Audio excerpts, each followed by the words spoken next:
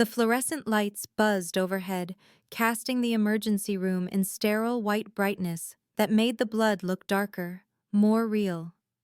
Eleanor Fairfax was 6 hours into her night shift when the doors exploded open and 5 men in expensive suits surrounded a gurney, their presence transforming the familiar space into something dangerous. Electric with tension, she could taste like copper on her tongue. The man on the gurney was bleeding through a dark shirt, his face pale and tight with pain, and she moved forward on instinct, her training overriding the warning bells clanging in her skull. Dr. Chen called her name, assigning her to the patient, and she was already pulling on gloves, cataloging the wound, noting the entry point high on the right side of his chest, too close to the lung, powder burns suggesting close range. The men in suits didn't move back when she approached, their wall of expensive fabric and cologne creating a barrier between her patient and the rest of the ER, and she felt their eyes on her like physical weight. She worked quickly, cutting away the blood-soaked shirt, applying pressure, ordering supplies in the calm voice she'd perfected over 4 years of nursing. But her hands registered the tremor she wouldn't acknowledge. One of the men shifted, allowing her more room, and she glanced at him briefly, catching dark eyes that assessed her with unsettling intelligence. Before she looked away, focusing on her patient who was breathing too fast, too shallow. She needed to check for belongings, for identification, for anything that might indicate allergies or medical history. And she reached for the small leather purse that had been tossed onto the gurney beside him. It was expensive, out of place, and when her fingers brushed the opening, she felt something hard, smooth, wrong. Eleanor pulled it free before thinking, and the knife gleamed under the lights, wicked and sharp, a folding blade with a handle wrapped in fine leather. "Why is there a knife in your purse?" she asked aloud, the question escaping before she could stop it, and the room went still. The man who'd been watching her stepped forward, and she understood immediately that he was the one who mattered, the one the others orbited like moons around a planet. He was tall, broad-shouldered in a charcoal suit that probably cost more than her monthly rent, and when he moved, it was with the controlled grace of someone who knew exactly how dangerous he was. His face was striking, sharp features offset by a scar that traced his jaw from ear to chin, and his eyes were so dark they looked black in the harsh lighting. "It belongs to me," he said, and his voice was soft, quieter than she'd expected, intimate in a way that made her skin prickle with awareness. "For protection." Eleanor froze, her fingers still wrapped around the knife handle, suddenly understanding what she was looking at, who she was treating. These men weren't businessmen, they were criminals. The knife felt heavier in her hand, and she carefully set it aside, meeting those dark eyes for a heartbeat too long before returning to her patient. But her hands were shaking now, trembling as she worked, and she knew he saw it, saw everything, watched her with an intensity that felt like being studied, memorized, claimed. Now please take a moment and subscribe to our channel and comment where you are watching from and what time is it. It is always fascinating to see where these stories get all around the world. Thank you. Eleanor's hands moved with practiced precision, despite the adrenaline flooding her system, cleaning the wound, assessing the damage, applying pressure while calling for supplies she'd need, and somewhere in the background she heard Dr. Chen ordering an X-ray, heard the efficient chaos of the ER absorbing this crisis like it absorbed every crisis, but she couldn't shake the awareness of the man watching her, the one with the scar and the soft voice and eyes that seemed to catalog her every breath. The patient was stable within 20 minutes, the bullet having miraculously missed anything vital, lodging in muscle tissue that would heal with time and proper care, and she finished bandaging him with steady hands that betrayed none of the trembling happening inside her chest, her stomach, her bones. Dr. Chen moved in to complete the assessment, and Eleanor stepped back, stripping off her bloodied gloves, suddenly exhausted in the way that came after crisis. And she turned to find him there, closer than she'd expected, close enough that she had to tilt her head back to meet his eyes. "You saved his life," he said, and his voice was still soft, still intimate despite the bustle around them, and she wanted to step back but couldn't seem to make her feet cooperate. "I did my job," Eleanor replied, proud that her voice came out steady, professional. But he was looking at her like she'd done something extraordinary, something worthy of the intensity radiating from him in waves.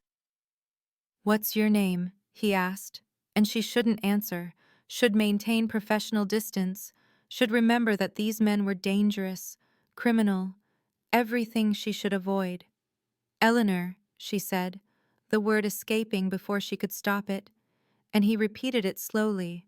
"Eleanor," like he was tasting it, memorizing the shape of it in his mouth, and something fluttered dangerously in her chest. His hand moved to his jacket, and she tensed instinctively, but he only withdrew a plain black business card, holding it between two fingers, offering it to her like a gift, a promise, a threat. "If you ever need anything," he said, his thumb brushing across her palm as she took the card, the touch lasting a fraction of a second too long, leaving heat in its wake, "call me."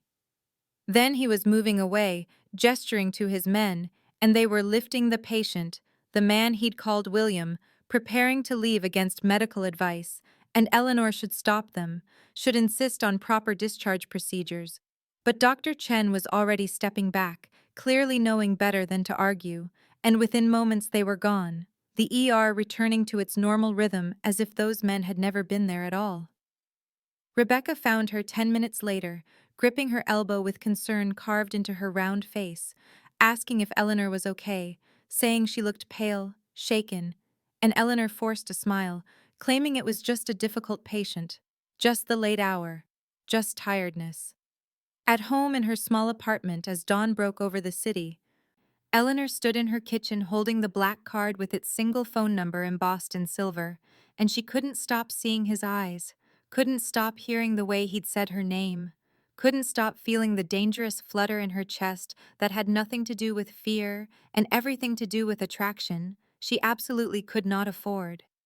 She threw the card in the trash beneath her sink, walked to her bedroom, changed into sleep clothes, brushed her teeth, but the card haunted her, that single point of contact burning in her mind, until she found herself retrieving it 30 minutes later, telling herself it was just in case, just practical, just sensible to have a contact if those dangerous men ever returned, and she slipped it into her wallet where it felt like carrying fire, like holding something that could burn her entire life down, and she couldn't explain why that thought didn't terrify her quite as much as it should.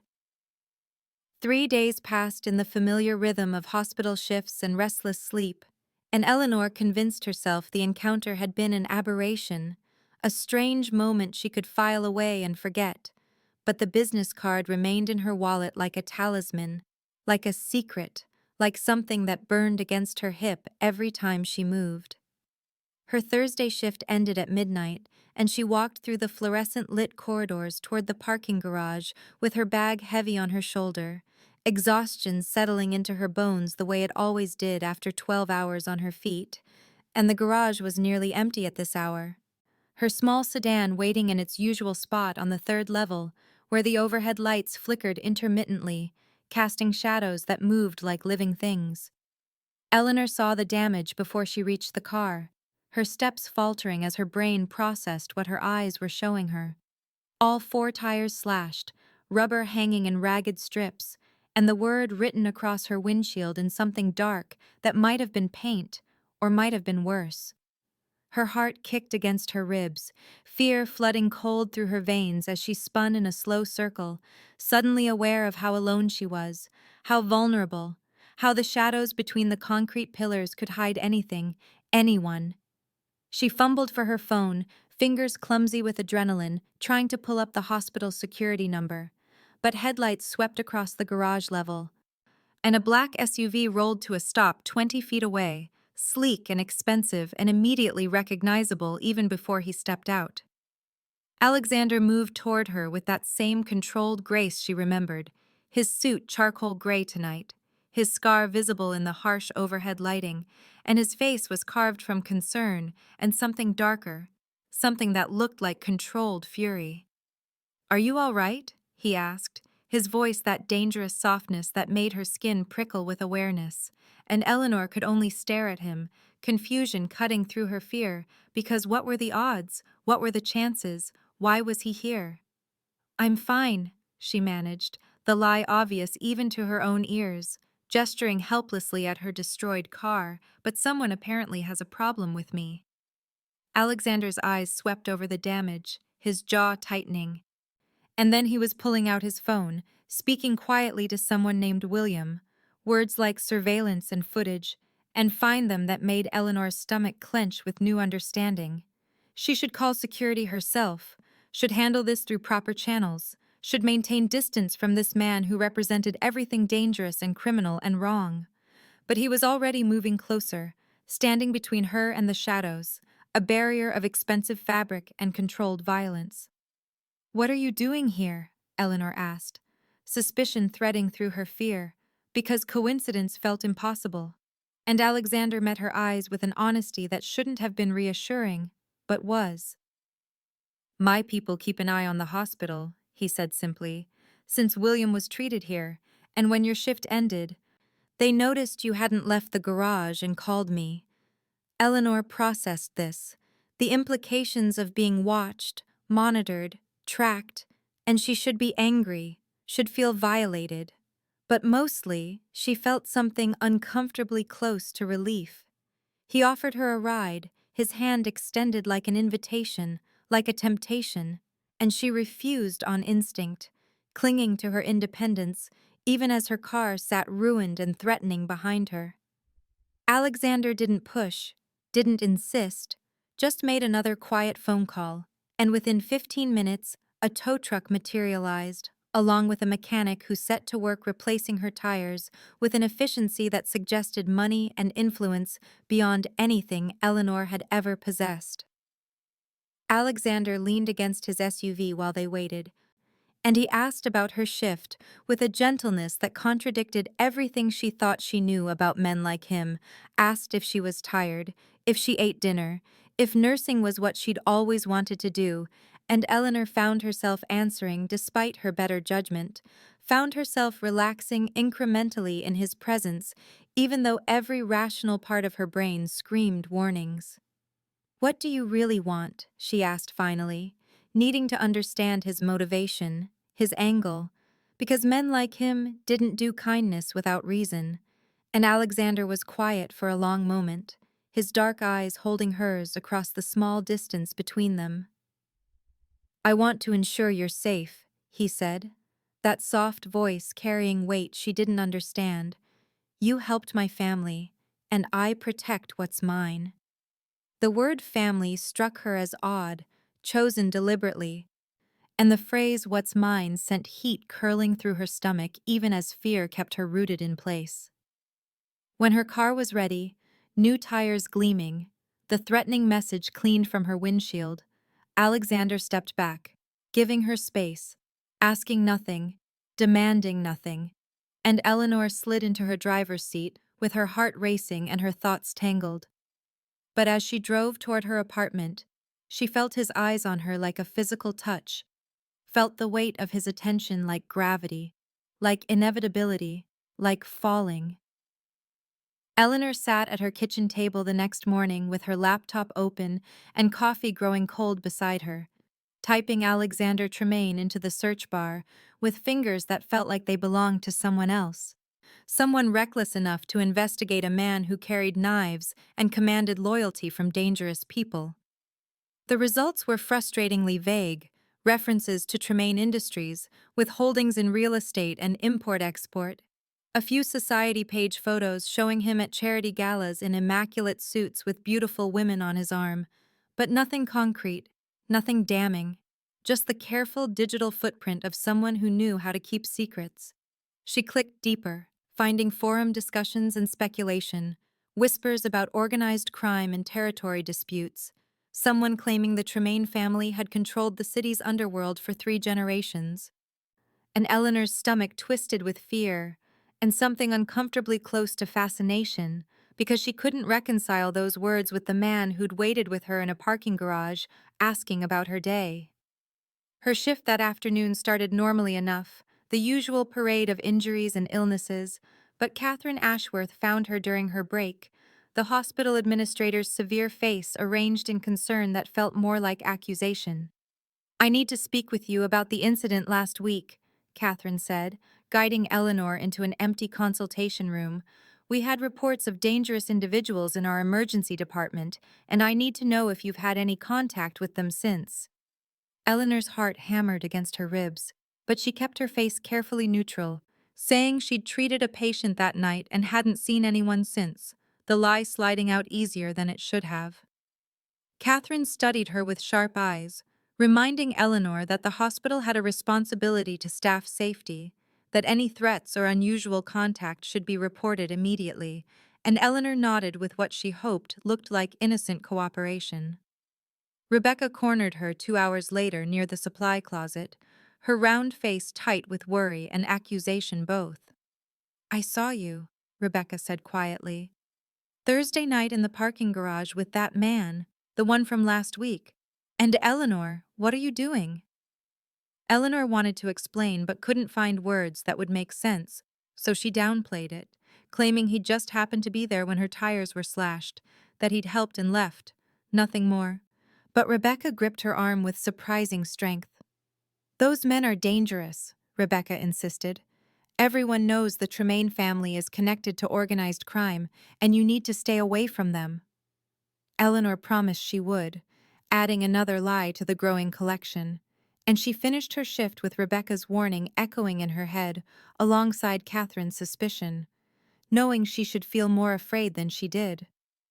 Her apartment felt emptier than usual when she returned home as evening shadows stretched across her modest living room, and she was pulling leftovers from her refrigerator when someone knocked on her door, the sound making her freeze because she wasn't expecting anyone. The delivery man held an extravagant arrangement that seemed to fill her entire doorway. Dark red roses intertwined with black calla lilies in a crystal vase that probably cost more than her monthly grocery budget. And there was no card, just a small cream envelope with a single initial written in elegant script. A. Eleanor should have refused the delivery, should have sent them back, but she signed for them and carried the arrangement inside, setting it on her kitchen counter where it transformed the space, made it look like somewhere a different Eleanor might live, someone sophisticated and dangerous. She should throw them out, should maintain distance, should remember all the warnings, but she found herself filling the vase with fresh water, adjusting the blooms with careful fingers, breathing in their heavy scent.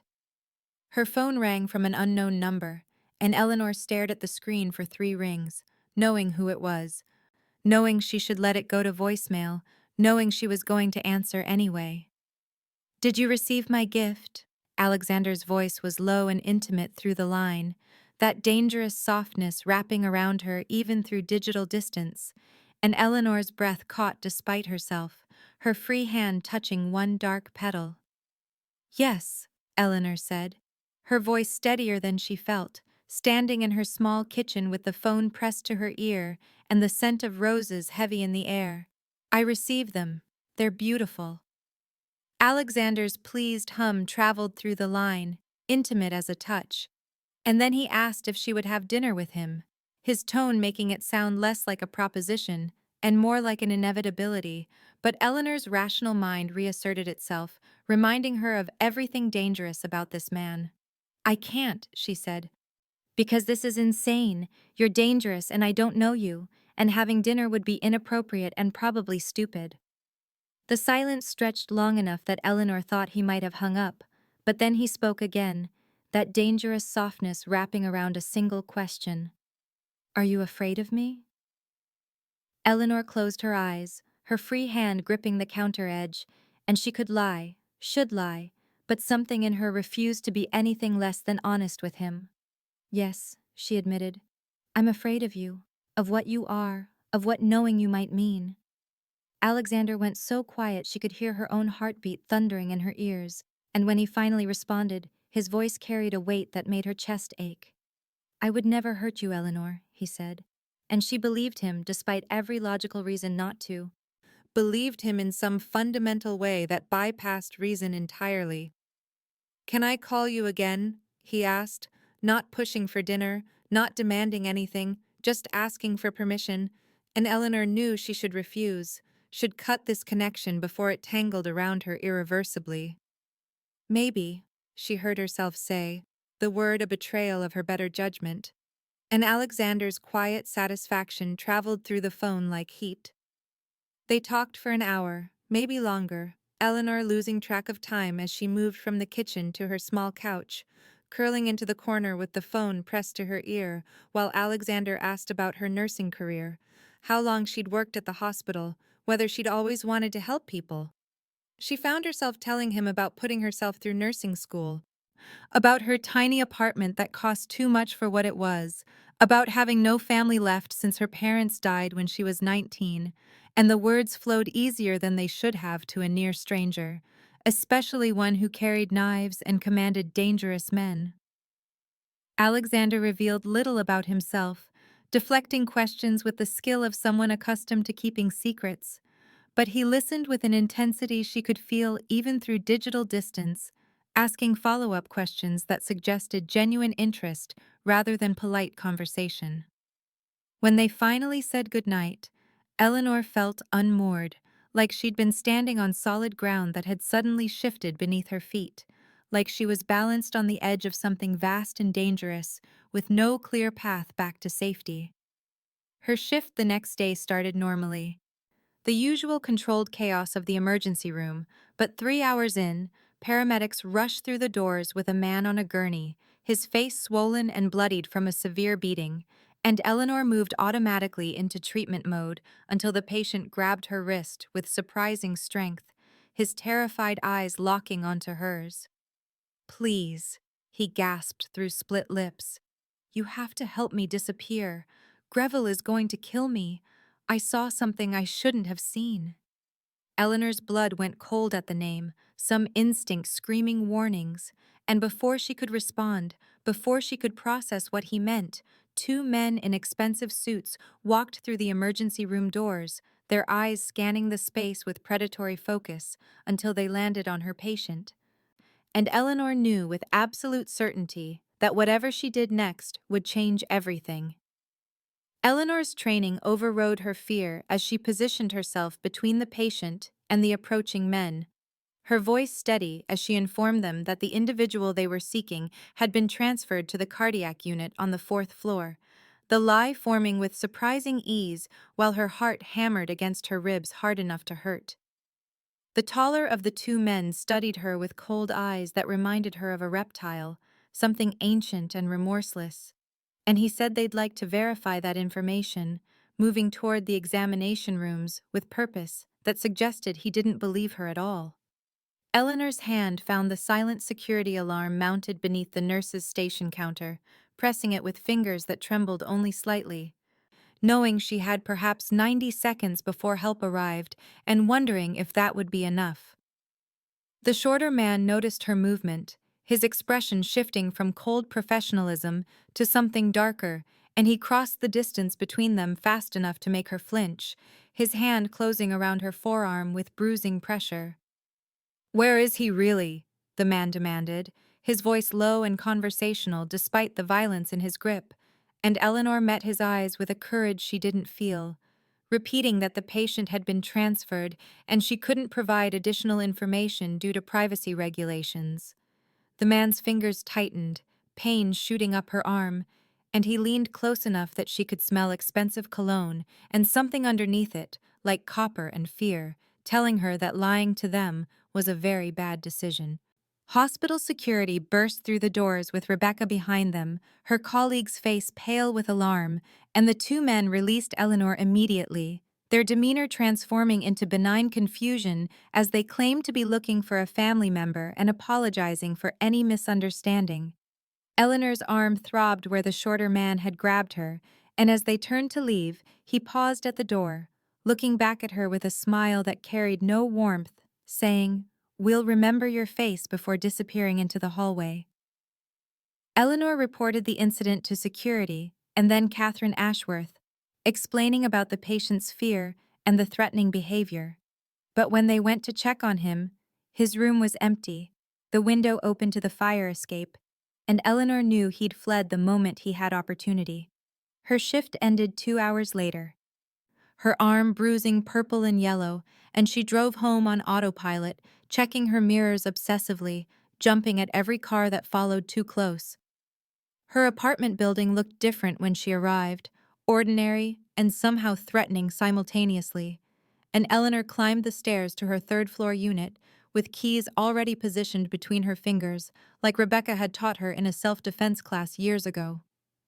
The lock looked wrong, scratches around the keyhole that hadn't been there this morning, and Eleanor's blood turned to ice as she backed away from her door, pulling out her phone to call the police with shaking hands. The officers who responded were professional but ultimately unhelpful, finding no evidence of actual break-in, suggesting the scratches could have been there previously or caused by her own key. And after they left, Eleanor stood in her small apartment that no longer felt safe, staring at the business card she'd retrieved from the trash and kept in her wallet like a talisman. She should call Rebecca, should call the hospital, should call anyone except the dangerous man whose number was printed in elegant script on cream cardstock. But Eleanor's fingers were already dialing, her rational mind surrendering to the primal need to hear his voice.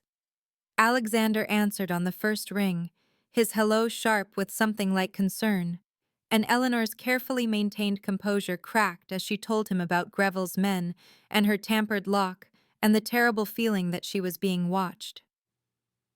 "I'll be there in 10 minutes, Alexander said, his voice dropping into that dangerous softness that should terrify her. And Eleanor knew she should refuse, should maintain her independence, should not invite this man deeper into her life. But fear overrode everything else as she whispered, "Okay." When the knock came exactly 9 minutes later, Eleanor checked the peephole to find Alexander standing in her hallway with William behind him, and Alexander's face was arranged in an expression of controlled fury that made him look exactly like what he was, something beautiful and lethal, a predator barely contained in human skin. Eleanor opened the door before Alexander could knock again, and he stepped inside immediately, his eyes scanning her apartment with systematic precision, while William remained in the hallway, positioning himself where he could watch both her door and the stairwell. "You can't stay here," Alexander said without preamble, his voice carrying that dangerous softness that made her spine straighten defensively, and Eleanor felt her independence bristle against the command implicit in his tone. "This is my home," she said, hearing the tremor beneath her attempted firmness. "I'm not going to be driven out by intimidation." Alexander turned to face her fully, and the controlled fury in his expression made her breath catch, because this was the man people feared, the predator barely restrained by civilization's thin veneer. "Eleanor," he said, and her name in his mouth sounded like both prayer and possession. "Greville's men targeted you specifically. They know your face and where you live, and they will return because you're marked now as someone who interfered with their operation." William stepped into the doorway, his presence somehow both reassuring and alarming, confirming what Alexander said with quiet authority. "The witness you protected saw a Greville lieutenant kill a federal informant," he explained, his tone clinical and professional. "By hiding him, you became part of the problem they need to solve, which means you're leverage against us, or a loose end they'll tie off." Eleanor felt the walls of her small apartment closing in as the reality of her situation crystallized into something sharp and inescapable, understanding that her moment of compassion had pulled her into a world where mercy was weakness and witnesses disappeared. "I didn't ask for this," she said, knowing even as the words left her mouth how useless they were, how irrelevant her desires were to the machinery of violence she'd stumbled into. Alexander crossed to her in 2 strides, not touching but close enough that she could feel the heat radiating from his body, his presence overwhelming in her modest space. "No," he agreed, his voice dropping even softer, more dangerous. "You didn't ask for this. You simply did what your nature compels you to do. You showed mercy and protected someone weaker, and I will not allow you to be hurt because you possess the kind of compassion that my world destroys." Eleanor looked up at him, seeing past the controlled fury to something raw and almost desperate beneath, realizing that her safety had become important to him in ways that transcended obligation or strategic advantage. Against every instinct of independence she'd cultivated since her parents died, against every rational warning screaming in her mind, Eleanor heard herself agree to leave, to accept his protection, because fear was a more immediate motivator than pride. "Pack what you need for a few days," Alexander instructed, his shoulders dropping slightly as tension bled from his frame now that she'd capitulated.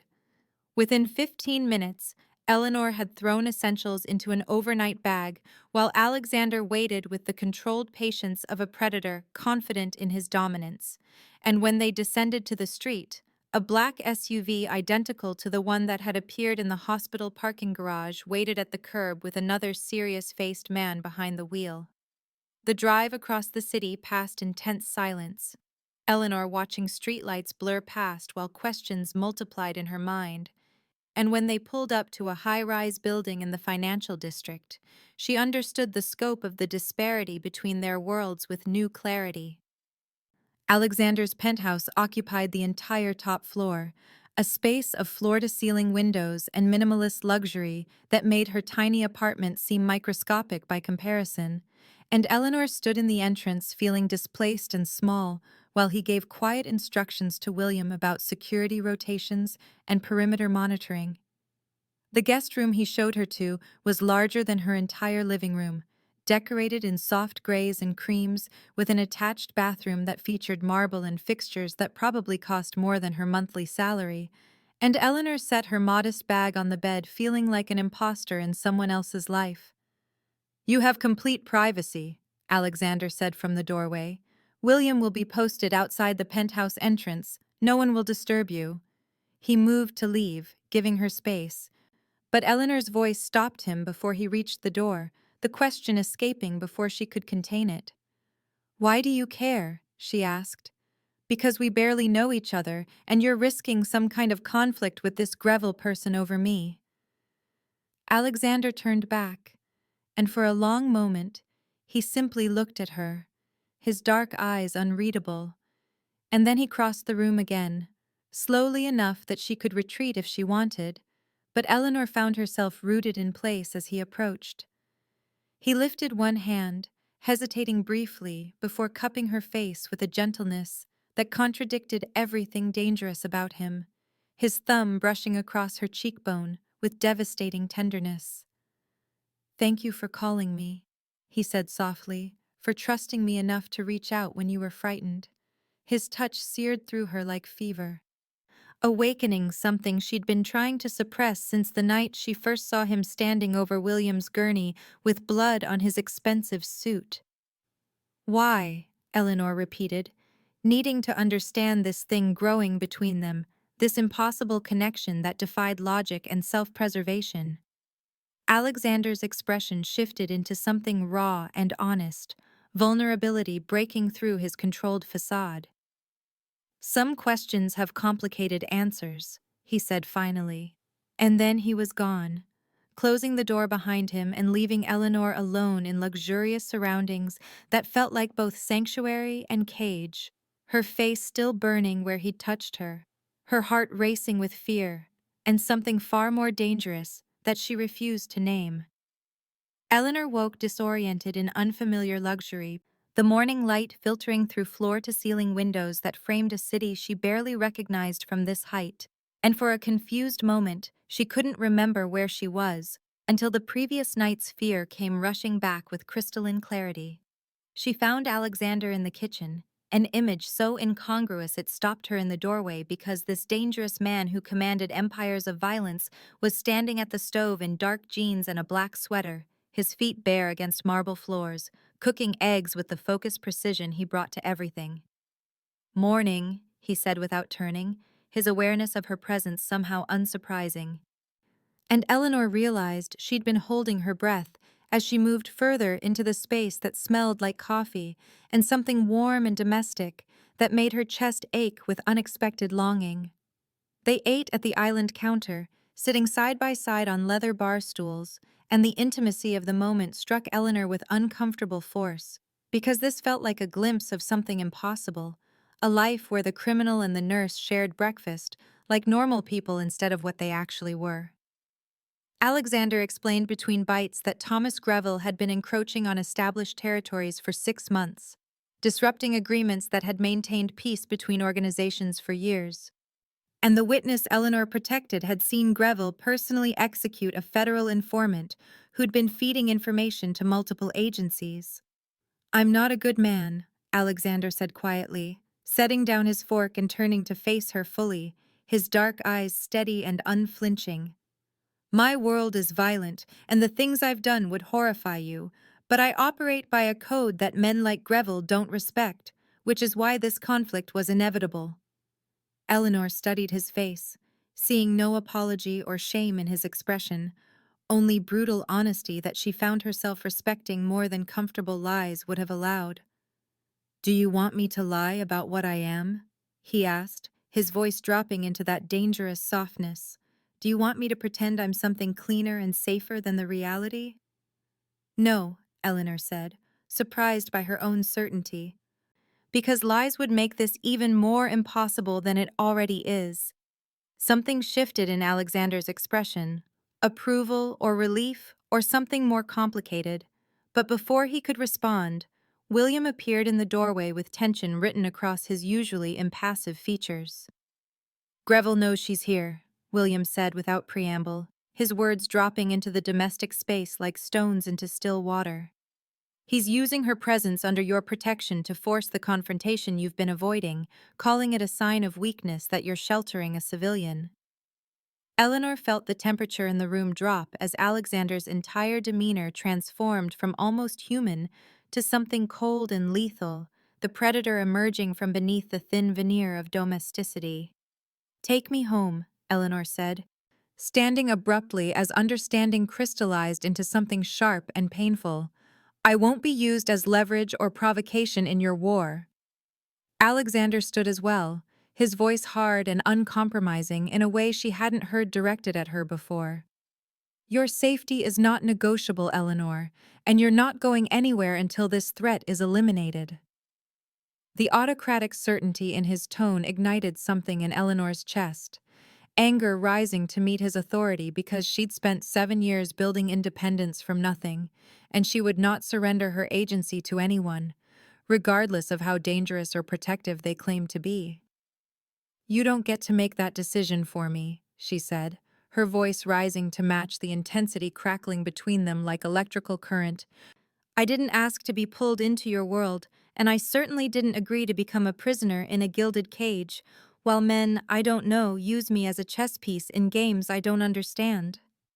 Alexander took a step toward her, and Eleanor moved forward to meet him, her finger jabbing into his chest as words spilled out fueled by fear and frustration and the accumulated pressure of having her entire life upended by forces beyond her control. "You don't get to decide what risks I take," she said, her voice shaking with emotion. "I've been taking care of myself since I was 19 years old, and I don't need some criminal with a god complex telling me what I can and cannot do with my own life." Alexander's hand shot out and caught her wrist, not painfully but firmly enough to stop the gesture. His fingers wrapping around her pulse point, where her heartbeat hammered against his palm, and suddenly they were inches apart, breathing hard, the anger between them transmuting into something electric and dangerous. "I'm trying to keep you alive," he said, his voice dropping into that lethal softness that made her spine straighten even as heat pooled low in her belly. "Because Greville will use you to hurt me, or he'll eliminate you as a liability, and I will not allow either of those outcomes regardless of how much you value your independence." Eleanor tried to pull her wrist free, but Alexander held firm, his dark eyes boring into hers with an intensity that felt like physical touch, and she was suddenly aware of every point where their bodies nearly met, the heat radiating between them, the way his chest rose and fell with controlled breathing. "Let me go," she whispered, but the command lacked conviction because part of her didn't want him to release her. wanted instead to close the remaining distance and see what would happen when the tension finally broke. Alexander's grip loosened immediately, his hand falling away as he stepped back with visible effort, something like regret flashing across his features before his expression shuddered into careful neutrality. "You're free to leave," he said, his voice carefully controlled. "I won't stop you or force you to stay. But I need you to understand what that choice means, what Greville does to people who interfere with his operations." He pulled his phone from his pocket and after a moment of scrolling, turned the screen toward Eleanor. And she found herself looking at crime scene photographs that made bile rise in her throat, bodies positioned in ways that spoke of deliberate cruelty, violence inflicted not just to kill, but to send messages. Eleanor felt the blood drain from her face as Alexander swiped through image after image, each one worse than the last, his voice clinical and detached as he explained that these were Greville's victims from the past year alone, people who'd witnessed things they shouldn't have, who'd protected the wrong person, who'd simply been in the wrong place when Greville decided to make an example. "This is what I'm protecting you from," Alexander said quietly, returning the phone to his pocket. "This is the reality of the world you stumbled into when you showed compassion to a terrified witness." Eleanor sank onto the leather couch, her legs suddenly unreliable, understanding crystallizing into something cold and sharp in her chest, because these weren't abstract threats anymore, but concrete evidence of what waited for her beyond the sanctuary of Alexander's protection. She looked up at him, seeing the tension in his shoulders, the barely controlled concern in his eyes despite his neutral expression, and recognized that his autocratic demands came not from a desire to control, but from genuine fear for her safety. "I'll stay," she said finally, her voice steadier than she felt. "But I need honesty from you about what's happening, and I need to have agency in decisions that affect my life. I won't be kept in the dark like a child who can't handle reality." Something shifted in Alexander's expression, relief mixed with respect, and he moved to sit beside her on the couch, maintaining careful distance but angling his body toward hers in a gesture that felt like compromise. "Agreed," he said simply. And Eleanor realized that this negotiation, this mutual yielding, was a form of intimacy more profound than anything physical could have been. That evening, as darkness settled over the city beyond the floor-to-ceiling windows, Alexander began to speak about his past, his voice low and measured, as he revealed the history that had shaped him into the dangerous man who now sat beside her, offering pieces of himself like fragile gifts. Eleanor listened as Alexander's voice dropped into something raw and unguarded, his gaze distant as he explained that his younger brother David had been 19 when a rival organization decided to send a message about territorial disputes by executing him outside a restaurant where the entire family was celebrating their mother's birthday. "I was 23, Alexander said quietly, "and I'd been trying to distance myself from the business, had plans to go legitimate. But David's death made that impossible because someone had to take control, or everything my father built would have collapsed into chaos and gotten more people killed." Eleanor saw the weight of that choice written in every line of his face, the grief that had calcified into the controlled hardness she'd mistaken for simple cruelty. And she understood suddenly that this man had sacrificed whatever different future he might have wanted on the altar of responsibility and survival. "Did you ever want something else?" she asked, her voice barely above a whisper, "before all of this became inevitable?" Alexander turned to look at her fully, something vulnerable flickering in his dark eyes that made her chest constrict with unexpected tenderness. "I stopped letting myself imagine different," he said with brutal honesty, "because wanting things I couldn't have felt like weakness, but recently I found myself thinking about alternatives I haven't considered in 12 years. The confession hung in the air between them, heavy with implication, and Eleanor felt her heartbeat accelerate because she understood exactly what had changed in his carefully controlled existence. "I lost my parents when I was 19, Eleanor heard herself say, the words emerging before conscious thought could stop them, car accident on a wet highway, and suddenly I was alone with nothing except student loans and a fierce determination to save lives because I couldn't save theirs. She felt Alexander's attention sharpen, his focus absolute as she continued speaking about putting herself through nursing school while working 3 part-time jobs, about choosing emergency medicine because she needed to be where life and death decisions happened in real time, about building independence from nothing because depending on anyone felt too dangerous after loss had taught her how quickly everything could disappear. "You're stronger than you know," Alexander said quietly, his hand moving to rest on the couch cushion between them, close enough that Eleanor could feel the heat radiating from his skin. Eleanor looked down at his hand, at the scarred knuckles and the tension in his fingers, and slowly covered it with her own, the touch sending electricity up her arm as their palms pressed together. Neither of them pulled away or acknowledged the contact directly, but Eleanor felt the significance of it settle into her bones, this small gesture of connection that meant more than 1,000 words could have conveyed. The moment stretched between them, fragile and profound, until William's urgent footsteps shattered the intimacy like glass against stone. Alexander's entire demeanor transformed instantly, the vulnerable man disappearing behind the cold mask of leadership as William appeared in the doorway with tension radiating from every line of his body. "Greville hit the warehouse on 5th Street, William said without preamble. "3 of our people are injured, and he left a message saying this is what happens when you shelter civilians who interfere with his operations." Eleanor watched Alexander rise fluidly to his feet, every trace of softness vanishing as he became someone lethal and focused, and she recognized that she was seeing the man who commanded empires of violence, who made decisions that determined whether people lived or died. He turned to Eleanor, his voice dropping into that dangerous softness that made her spine straighten involuntarily. "Stay inside.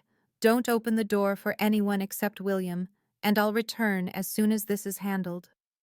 Eleanor stood as well, her hand shooting out to catch his arm before conscious thought could intervene, surprising them both with the desperate strength of her grip as fear for his safety overwhelmed every rational consideration.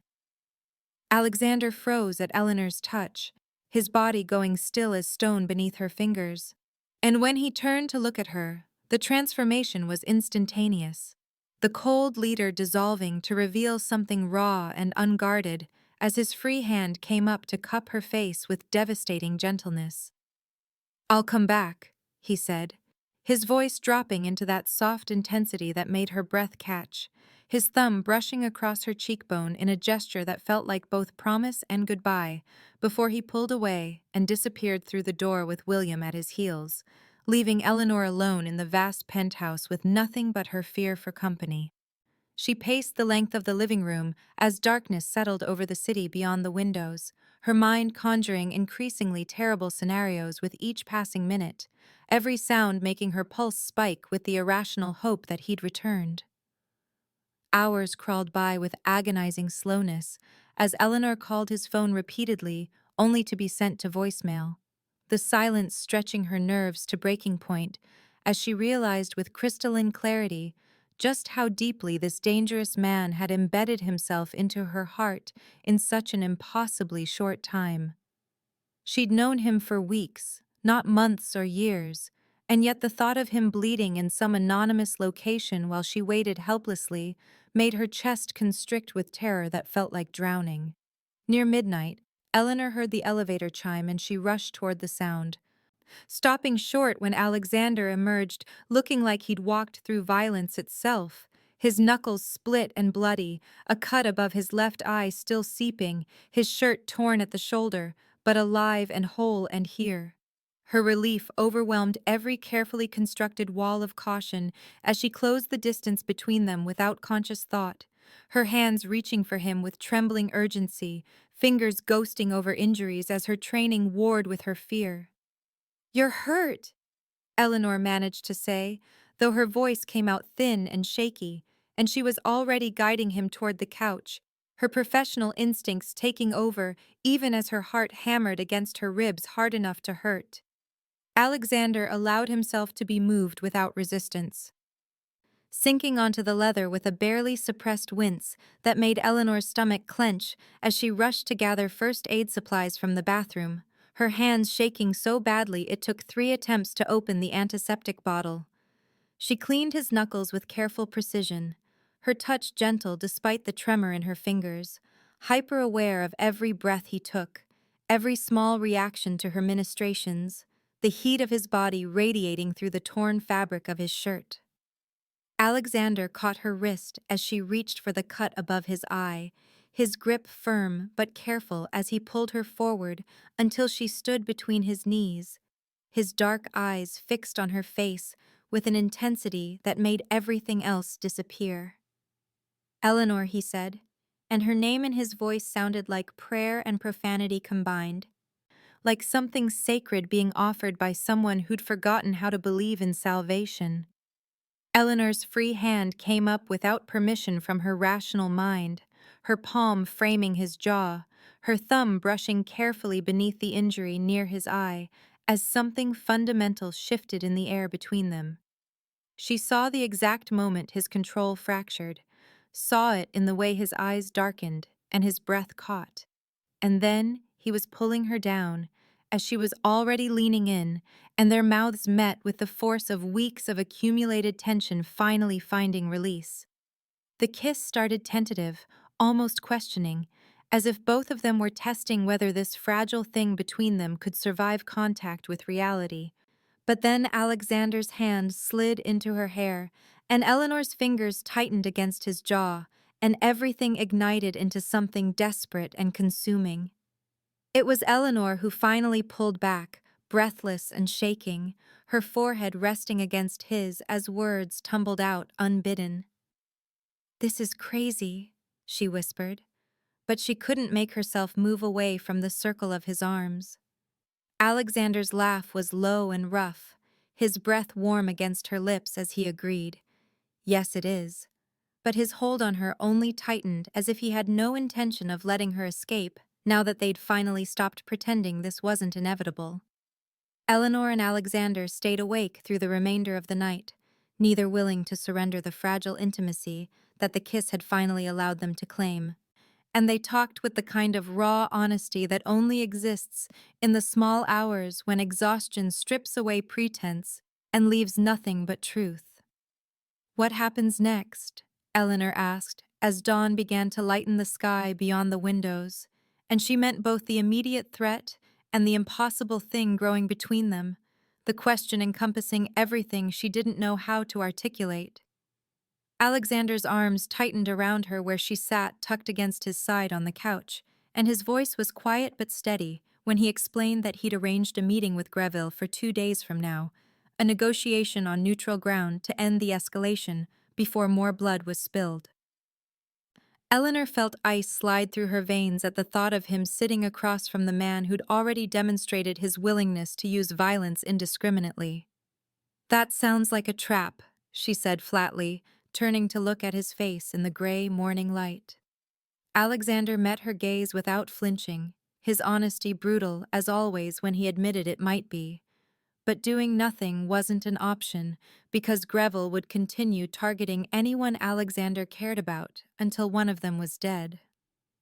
The words anyone Alexander cared about hung in the air between them, the implication clear, and Eleanor felt the weight of what it meant to be important to a man like him, to become a weapon someone else could use against him. "Will I ever be safe to go back to my life?" Eleanor heard herself ask, and she hated the smallness in her voice. The way the question revealed just how much she'd already sacrificed without consciously choosing to. Alexander was silent for a long moment, and Eleanor appreciated that he didn't rush to offer comfortable lies, that he respected her enough to consider his answer carefully. "Probably not completely," he finally said. "Not while you're connected to me. But I'm working to eliminate the immediate threat, and after that you'd be able to return to your apartment and your work without active danger, though you'd need to remain aware in ways you weren't before." Eleanor processed this, thinking about her quiet existence before a bleeding man and a knife in a purse had shattered her carefully constructed safety, about the independence she'd fought so hard to build after loss had taught her that depending on anyone was dangerous. Then she looked at Alexander, really looked at him, at the exhaustion written in every line of his face and the vulnerability he was allowing her to see, at the man beneath the reputation who carried the weight of impossible choices and somehow still found gentleness to offer her. She realized with startling clarity that the decision had already been made somewhere between his first soft answer in the emergency room and the moment his bloodied hands had framed her face hours ago. "I'm staying," Eleanor said, and watched something like wonder flash across Alexander's features before she continued. "I'm choosing this, choosing you, whatever that means, and whatever comes with it." Alexander's breath left him in a rush as if he'd been holding it without realizing, and he pulled her closer with a desperation that betrayed just how uncertain he'd been of her answer, his face buried in her hair as he breathed her in like she was oxygen itself. They spent the remainder of the night wrapped around each other, not sexually but with an intimacy that felt more profound than physical release.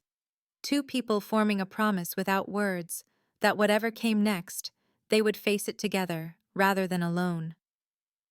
The morning of the meeting arrived with gray skies that matched the dread coiling in Eleanor's stomach, and she watched Alexander prepare with the kind of meticulous care that spoke of ritual, of a man who'd done this too many times before and understood exactly what might be required of him. He insisted she remain at the penthouse with 3 of his men stationed at various points, additional security that made the spacious apartment feel suddenly claustrophobic. And Eleanor agreed with reluctance because arguing would only distract him when he needed absolute focus. Before Alexander left, he pressed a phone into her hands, different from her own, sleek and expensive, with a single contact programmed in labeled William, and his instructions were delivered in that soft, dangerous voice that brooked no disagreement. "If anything goes wrong, if anyone breaches this building, you run and you call that number, and you do not stop running until William tells you it's safe." Eleanor nodded, though her throat felt too tight for words. And when Alexander leaned down to kiss her, it was deep and fierce and tasted like goodbye in a way that made her fingers clutch at his jacket with desperate strength. She felt his fear beneath the iron control, tasted it in the way his mouth moved against hers, like he was memorizing her, and when he finally pulled away, his thumb traced her lower lip with unbearable tenderness. "I'll come back to you," he promised, and Eleanor wanted to believe him so badly it physically hurt.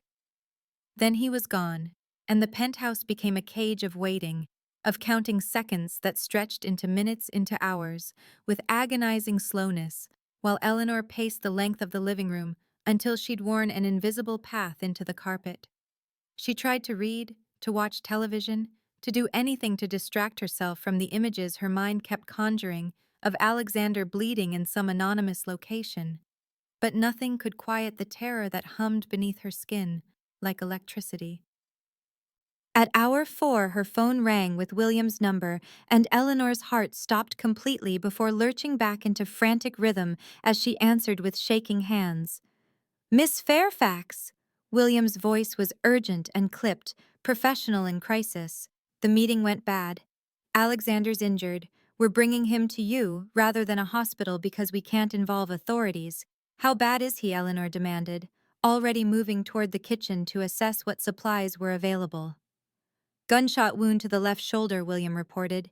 "He's conscious and stable but losing blood. We're 10 minutes out. I need you to tell me what you need." Eleanor's training snapped into place like armor, her fear shoved ruthlessly aside as she rattled off a list of medical supplies, her voice steady despite the way her hands trembled. "Sterile gauze, antiseptic, surgical tools if you have them, antibiotics, pain medication, saline solution, towels, and get me a clean flat surface prepared." When they carried Alexander through the door 9 minutes later, he was conscious but pale, his shirt soaked through with blood, and Eleanor felt her carefully constructed professional distance threaten to shatter at the sight of him. His eyes found hers immediately, dark and fierce despite the pain tightening his features, and she saw him anchor himself in her presence, saw him use her face as something to focus on beyond the agony. They laid him on the dining table that Eleanor had already covered with clean towels, and she forced herself to become only the nurse, to see only the wound and not the man.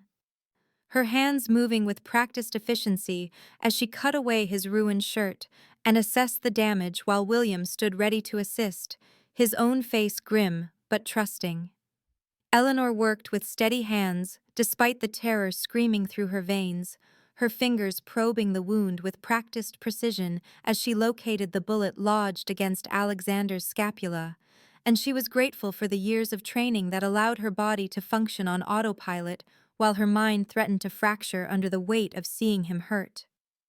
The extraction took 20 minutes that felt like hours, William providing suction and holding retractors, while Eleanor worked in the inadequate lighting of the penthouse.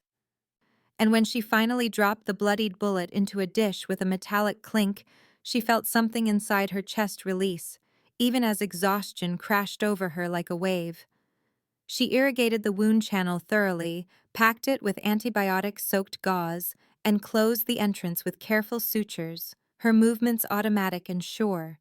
Even as her vision blurred with tears, she refused to let fall until the work was finished.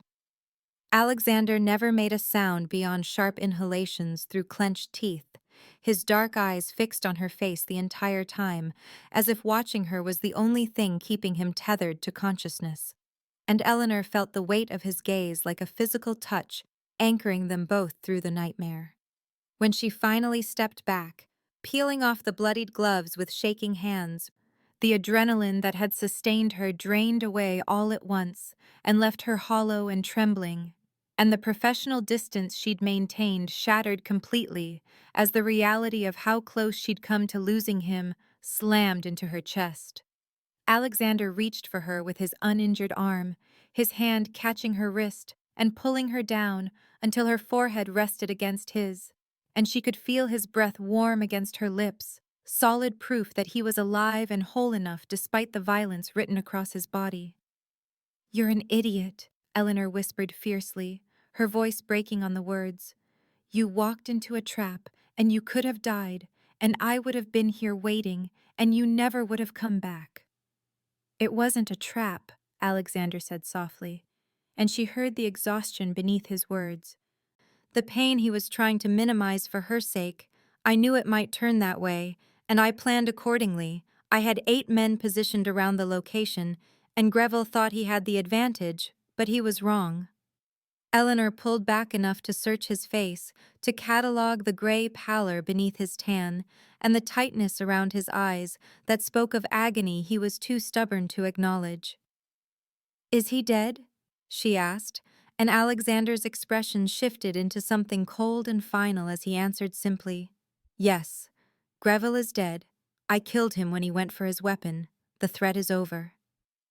Eleanor felt the words settle over her like stones, the brutal reality of what Alexander's world demanded, the fact that he'd taken a life today even if it had been in defense of his own, and she waited for horror or revulsion to surface, but found instead only a numb acceptance. She looked at him, bloodied and vulnerable on her makeshift surgical table, and asked the question that mattered most. "Is it truly over? Can I stop being afraid every time you walk out the door?" Alexander's hand moved to cup her face, his thumb brushing away a tear she hadn't realized had fallen. And his honesty was absolute when he said, "This specific threat, yes. Greville's organization will fracture without him, and no one will risk coming after what's mine. But Eleanor, you need to understand that my life will always carry some level of danger, and you have to decide if you can live with that." Eleanor looked at him and realized that love was never the safe, simple thing she'd once imagined. That sometimes it meant choosing the dangerous, complicated truth over comfortable lies, and she knew with sudden clarity that she'd already made her choice weeks ago when she'd first called his number in fear. "I'm not going anywhere," she told him, and watched relief transform his features into something almost like peace. "I already decided, Alexander. I'm choosing this, and I'm choosing you, and whatever danger comes with it, we'll face together. 2 months had passed since the night Eleanor had removed a bullet from Alexander's shoulder on her makeshift surgical table. 2 months of learning to navigate a life that existed in the space between her sterile hospital corridors and his shadowed empire, and she had returned to her shifts at the emergency room, though everything felt fundamentally altered in ways both visible and hidden. Alexander had restructured portions of his operations in the aftermath of Greville's death, shifting away from the most violent enterprises, though he was brutally honest that he would never be entirely legitimate, that some stains didn't wash away, no matter how much you wanted redemption. And Eleanor had accepted this truth about him, the same way he'd accepted that she would continue nursing because saving lives was written into her bones. They built their relationship in stolen moments between her night shifts and his endless meetings, learning each other's rhythms and routines, discovering that love could exist even in complicated, dangerous circumstances if both people chose it with open eyes.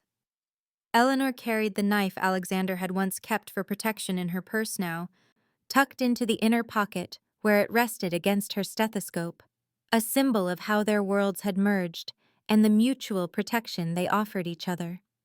Rebecca had noticed the changes in her, the way Eleanor smiled at her phone when certain messages arrived, the expensive coffee that appeared on difficult mornings, but her friend didn't push for explanations, and Eleanor was grateful for the discretion. Catherine Ashworth watched her with suspicious eyes during administrative meetings, clearly sensing something had shifted, but lacking proof of anything improper, and Eleanor met that scrutiny with calm professionalism that gave away nothing.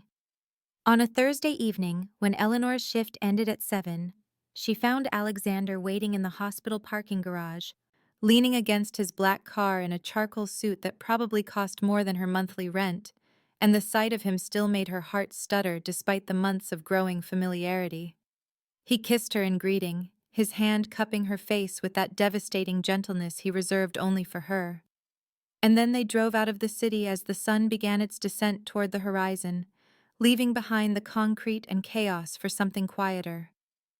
Alexander had been mysterious about their destination, saying only that he wanted to show her something, and when they finally pulled up to a house situated on 3 acres of land with trees surrounding it like protective sentries, Eleanor felt her breath catch at the implication. He led her inside without explaining, letting her walk through empty rooms that echoed with potential. Spaces waiting to be filled with furniture and life, and the future he was offering without words. "This is for us," Alexander finally said, as they stood in what would be the living room, his voice carrying that soft certainty she'd come to recognize as his deepest truth. "A place where we can be simply Eleanor and Alexander, not the nurse and the criminal, somewhere removed from the center of my world, where you can have peace." Eleanor walked to the large windows overlooking the property, seeing the life he was proposing laid out before her like a promise, complicated and dangerous but undeniably real, and she understood he was asking her to build something permanent with him, despite all the reasons it was impossible. She turned to find him watching her with that familiar intensity, gentled by vulnerability, waiting for her judgment. And Eleanor crossed the empty space between them with decision in every step.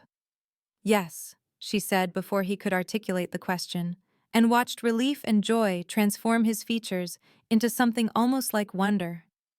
Alexander pulled her close, his arms wrapping around her with fierce possession tempered by reverence, and they stood together in the house that would become their home. 2 people who'd found each other in the worst circumstances and chosen each other anyway despite every logical reason not to. Eleanor thought of the knife in her purse, of that first night when she'd asked why he carried such a thing, and his soft answer had frozen her with its implications, and she realized that sometimes the most dangerous choice was the one that saved you from a safe, empty life. Alexander kissed her temple, murmuring promises against her skin about the future they would build together. And Eleanor knew, with bone-deep certainty, that despite everything, despite the danger and the complexity and the impossibility of their love, she was exactly where she belonged. They moved to the doorway as the sun set beyond the trees, silhouetted together against the dying light, and stepped forward into their complicated, dangerous, beautiful future, choosing each other with every breath.